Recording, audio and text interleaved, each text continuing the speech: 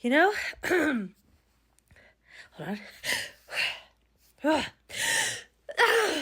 Jeez. Anyways, the older I get, I think like, my mom and I are like best friends. And then sometimes she just says things that's like, so like,